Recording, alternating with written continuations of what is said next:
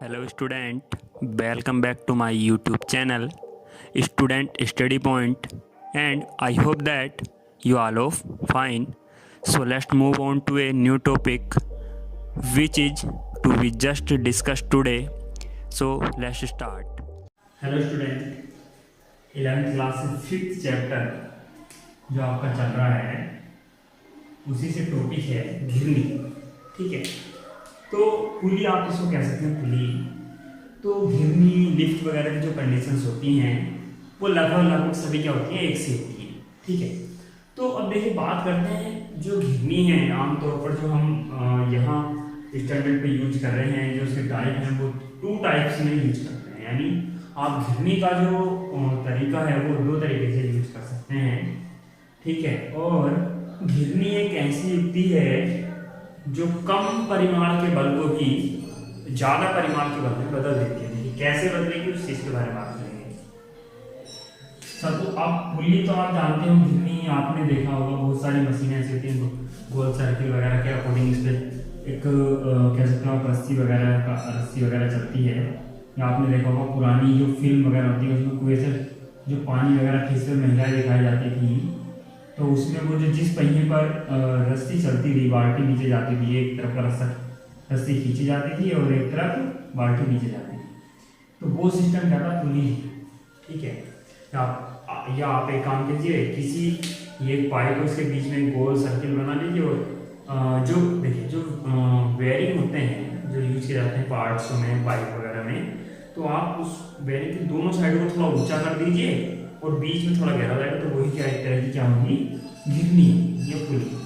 तो अब देखिए यहाँ कोई वेट अगर टांगा जाए,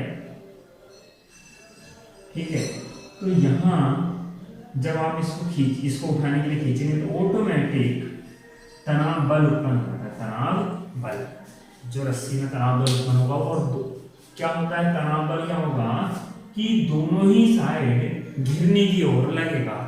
दोनों ही साइड क्या होता है, घिरनी की ओर लगता है। हमेशा जो डायरेक्शन होती है वो घिरनी की ओर होती है, किसकी, टेंशन की, यानी तनाव बल की। ठीक है, ये आप ध्यान रखिएगा।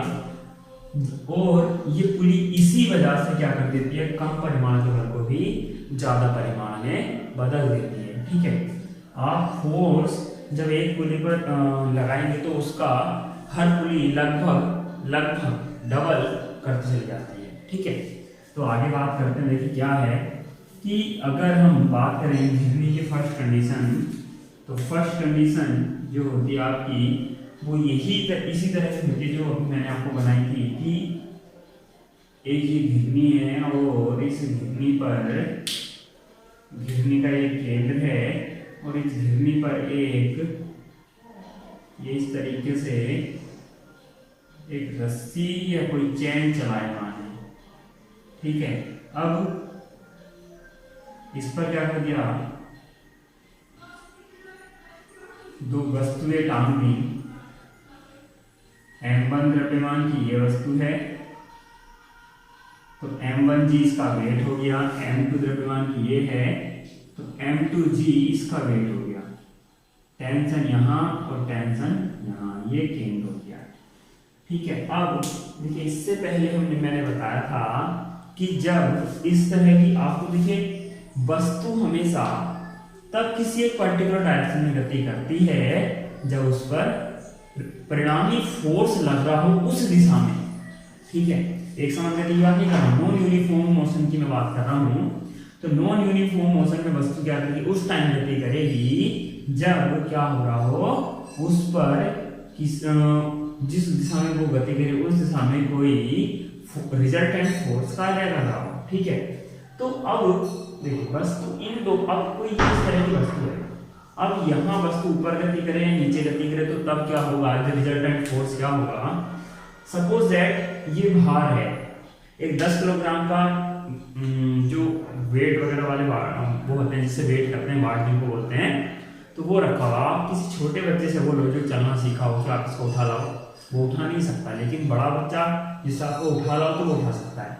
तो ऐसे टाइम पे क्या हुआ कि जब छोटे बच्चे वाली आप बात कर रहे हो, तो छोटे बच्चे वाला ऊपर की ओर लगने वाला बल आप झुट्टी कह सकते हैं, जो नीचे काम कर रहा है mg आप उसको ये कह सकते हो। दोनों कंडीशन में जब स्मॉल वाले बच्चे की बात करोगे और जब बिग बच्चे की बात करोगे उसमें क्या होगा, जो एफ होगा वो होगा जो नीचे mg यानी जो भार जिसने ऊपर वाले बल को प्रभावहीन कर दिया, तो रिजल्टेंट फोर्स कितना लगा, mg का कुछ भाग जिसने प्रभावहीन करा t को, वो उसमें से घटा दो, जो रिजल्टेंट फोर्स उस पर रह गया, जो नीचे जो बनाए हुए है उसकी दिशा को, वो रह जाएगा। ऐसे ही इस वाले की बात कीजिए, अगर सपोज दैट बड़े बच्चा जो है उसका बल, उसने बल लगाया और वस्तु गति करने लगी ऊपर की ओर, तो जब ऊपर की ओर गति करे तो नीचे वाला बल क्या हो गया होगा, कैंसिल हुआ होगा कुछ ना कुछ बल से।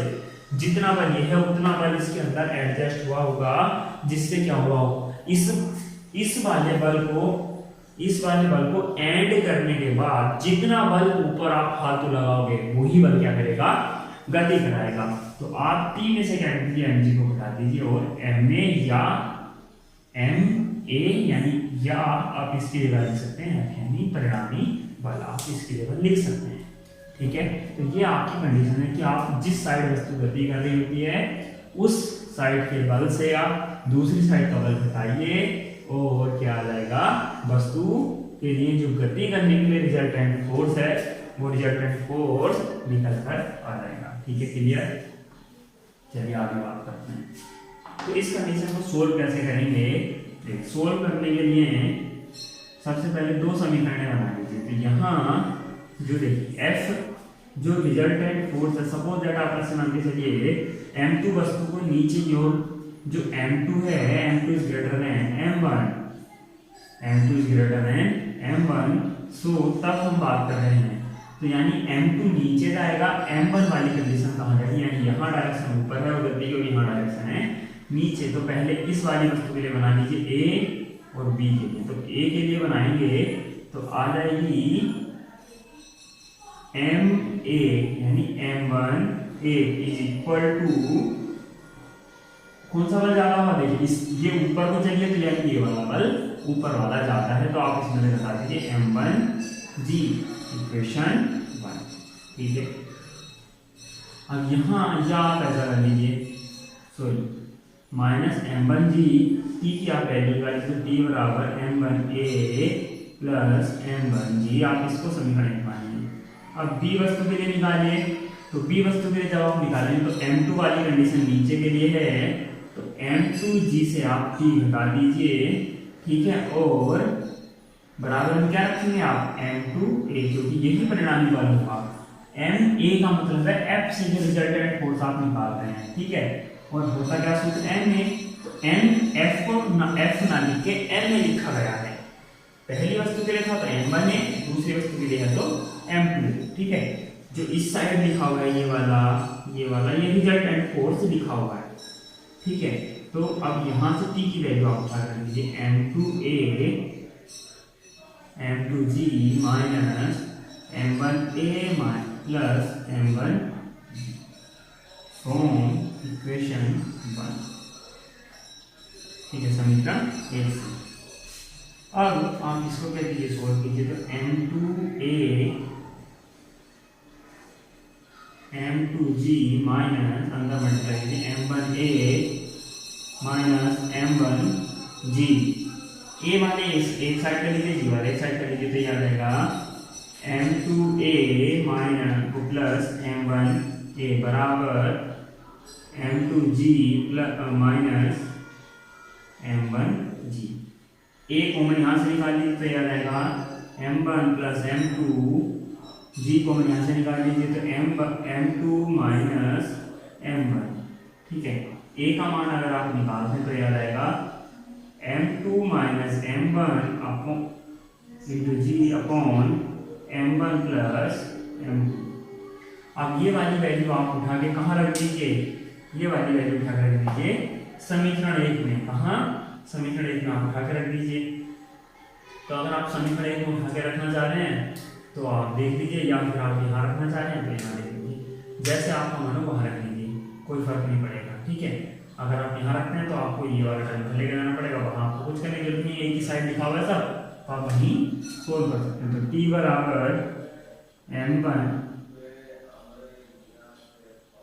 m1 वैल्यू रखिए ये वाली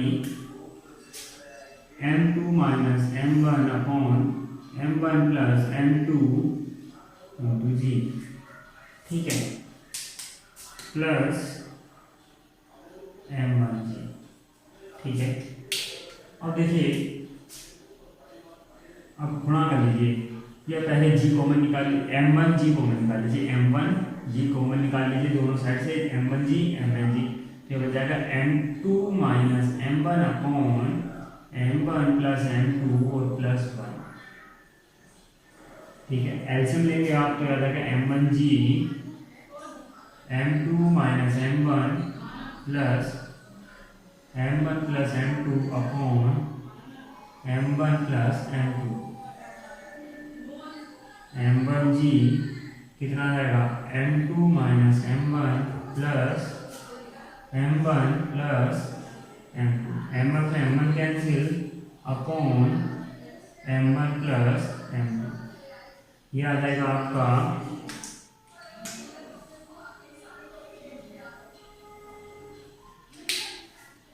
t बराबर आपका आ जाएगा m1 जी into 2m2 upon m1 plus m2, थोड़ा सही करके आप लिखेंगे तो याद आएगा t बराबर 2m1 m2 upon m1 plus m2 into जी।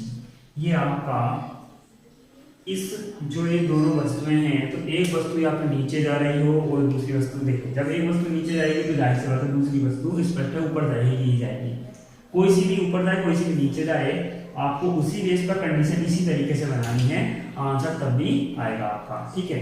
तो आपको केवल ध्यान क्या रखना है कि वस्तु किस साइड गति कर रही है, वस्तु जिस साइड गति कर रही है उस साइड वाले बल से दूसरा वाला बल आप हटाइए और बराबर में n में आप रख लीजिए, आपकी दोनों कंडीशन बन जाएंगी, ठीक है। सोल्व करेंगे आप इस तरीके से, तो दोनों वस्तुओं में एक समान त्वरण उत्पन्न होगा, तो वो जो त्वरण होगा वो ये होगा, यहाँ वैल्यू रख के त्वरण का मान निकाल सकती हैं।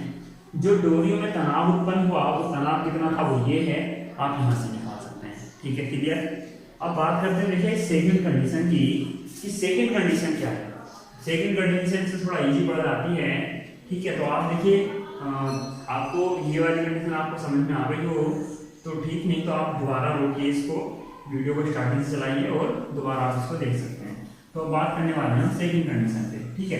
तो यहाँ हमने बात की थी जब घिरनी एक स्थिर बीच जो उसका सेंटर होता है वहाँ स्थिर हो और उस पर क्या हो, दोनों साइड पर रस्सी चित्रानुसार क्या थी, टंगी हुई हो और वस्तु उस पर दोनों साइड इसी तरीके से बंधी हुई हो और वो क्या वस्तु क्या कर रही हो, गति कर रही हो, ठीक है।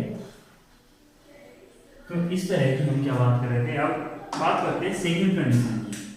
तो सेकंड कंडीशन क्या है, इस तरह से कोई क्षैतिज घर्षणहीन क्या है, एक मेज है और उस मेज के किनारे पर यहाँ एक घिरनी लगी हुई है, ठीक है। यहाँ एक बॉक्स है, ठीक है, यहाँ से जो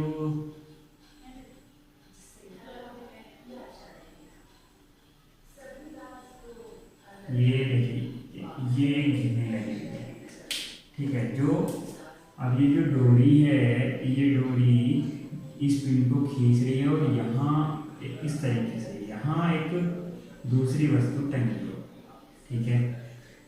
सपोज दैट इसका द्रव्यमान m1 और ये वस्तु A हो, तो m1 जी नीचे काम करेगा, T ऊपर काम करेगा, m2 जी यानी वस्तु B है और द्रव्यमान है m2, यहाँ अभिलंब प्रतिक्रिया बल N या R, मैंने कहा था पृष्ठ के लंब एक बल कार्य करने लगता है जिसको हम क्या बोलते हैं, अभिलंब प्रतिक्रिया बल बोलते हैं, और वो सदैव पृष्ठ के लंबवत बाहर की ओर या ऊपर की ओर लगता है, और ये हमेशा भार को बैलेंस करने के लिए क्या होता है, उत्पन्न होता है। तो यहाँ भार इस वस्तु का बैलेंस हो जाएगा n से। तो आप सोचेंगे अब कैसे कंडीशन बनेगी, तो अब देखिए कोई दिक्कत नहीं है बनाने के लिए, यहाँ वस्तु क्षैतिज गति कर रही है, तो क्षैतिज गति कौन करा रहा है, आप देखिए पीछे कोई सपोर्ट नहीं है बल के लिए, केवल कौन बल लगा रहा है इसको आगे खींचने के लिए, तनाव बल काम कर रहा है। तो जो टोटल फोर्स होगा बी वाली वस्तु पर लगने वाला वो कौन सा होगा, तनाव बल होगा केवल, यानी तनाव बल ही इसके जो रिजल्टेंट फोर्स है उसके बराबर होगा, यानी F बराबर ma के बराबर होगा। ठीक है, तो अब हम बात कर लेते हैं पहले फर्स्ट वाली कंडीशन है इसके लिए, यानी फर्स्ट वाली वस्तु के लिए, ए के लिए। तो ए के लिए क्या आएगा, देखिए वस्तु गति कर रही है नीचे की ओर, तो नीचे की ओर गति कर रही है, तो इसका मतलब m1a कितना होगा, यानी जो F है वो कितना आ जाएगा, नीचे की ओर गति कर रही है, तो इसका मतलब m1g ज्यादा होगा किससे, तनाव से, जो तनाव बल लगा है। ठीक है, तो तनाव बल का मान निकाल लीजिए आप, तो तनाव बल का मान कितना आ जाएगा, m1g माइनस m1a। ठीक है, ये तो आप समझ गए कैसे आया, ये आप t इस साइड ले जाइए और m में इस साइड ले जाइए। ठीक है, इसको आप मान लीजिए समीकरण 1। अब आप बी वाली वस्तु के लिए क्या बनाएंगे, समीकरण बनाएंगे। तो बी वाली वस्तु के लिए समीकरण क्या आएगी, मैंने भी आपको बताया कि बाहर से दूसरी वस्तु का अभिलंब प्रतिक्रिया बल बैलेंस कर रहा है, इसलिए जो भी बल गति करा रहा होगा वो टी है, और टी ही क्या होगा हमारा F बराबर m के इक्वल होगा। तो T is equal to m2a। अब देखिए यहाँ अब T का मान उठा के यहाँ रख लीजिए आप। ठीक है, T का मान उठा के या T का मान ये वाला यहाँ रख लीजिए, तो m1g minus m1a is equal to m2a। A वाले एक तरफ कर लीजिए, तो m1g is equal to m2a plus m1a, A common निकाल लीजिए तो ये बच जाएगा m1 plus m2 is equal to m1g। तो ए का मान आ जाएगा आपका m1 upon m1 plus m2 और m2 में ये वाला g।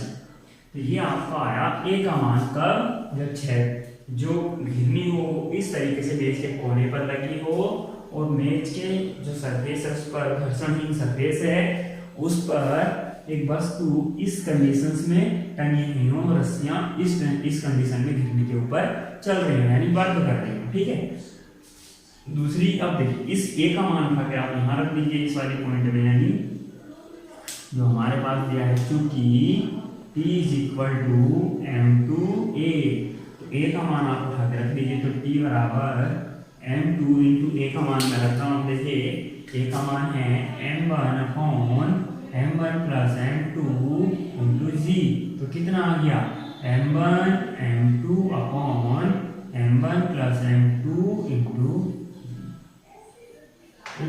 ये आपके दोनों के दोनों क्या हो गए आंसर में, घिरने की दो कंडीशंस हैं आपकी, दोनों आपके सामने हैं।